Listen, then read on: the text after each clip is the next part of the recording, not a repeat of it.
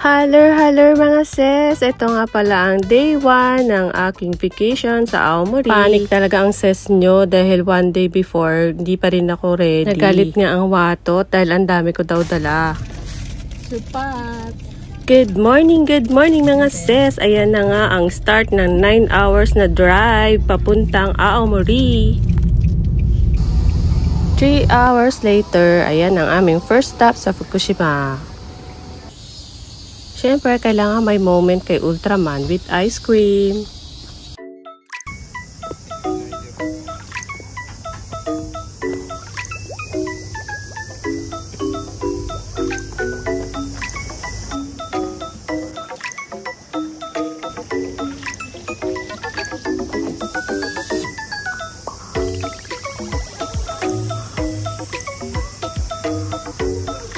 Sa Iwateken na nga kami nabutan ng lunch.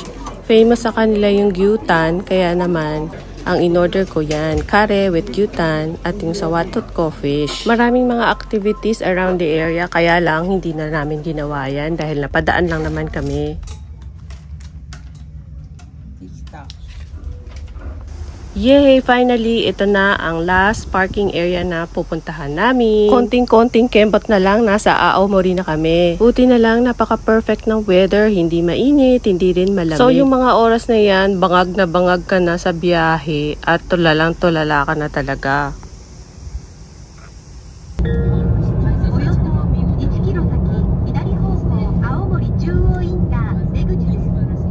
Nakakabuhay ng kaluluwa, 1 kilo na lang.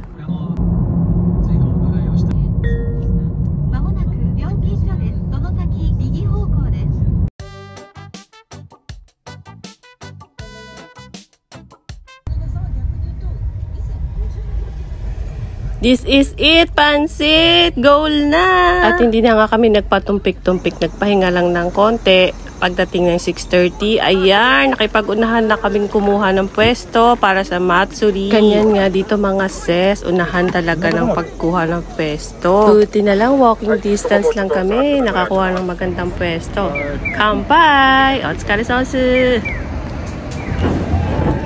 Yan ang pinagmamalaki ng Aomori, ang Nebuta Matsuri. Papasilip ko lang sa inyo kung ano yung mga napanood namin ng gabing yan. Meron akong separate na video, yung full video mula umpisa hanggang katapusan. Kung gusto nyo mapanood, panoorin nyo na lang doon mga sis. First time ko lang din makita to in person. Grabe! Ang lupit! Wala ka nang makikita niyan sa buong Japan, kundi dito lang. Sabi nga ni Watot, isang buong taon yata nilang handaan ng paggawa niyan para sa grand prize.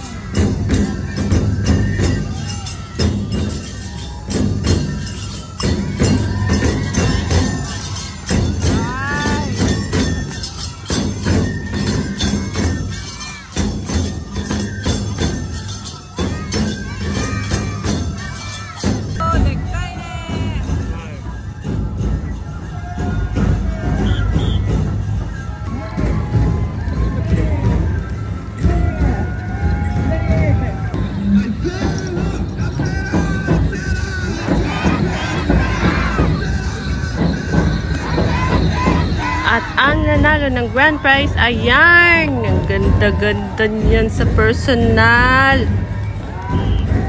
Wow! Kakabilib talaga yan. Talaga nga namang number 1. Hindi lang yung harapan, pati yung likod. Ang ganda.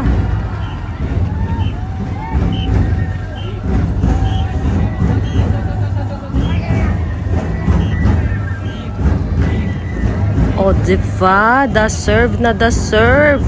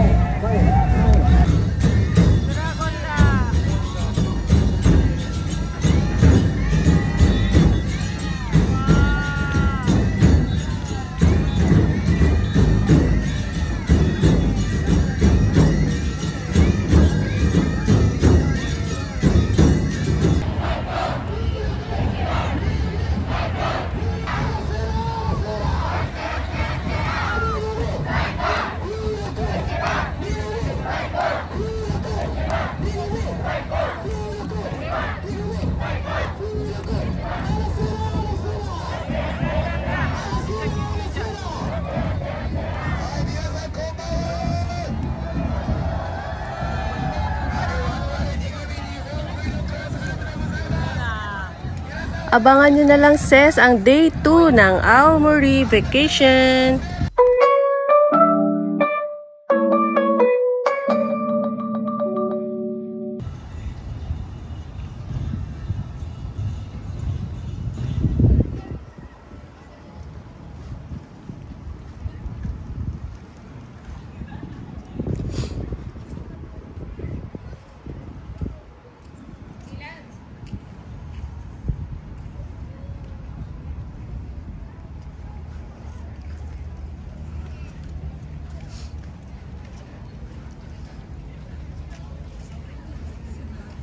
ここら辺でもいいかも。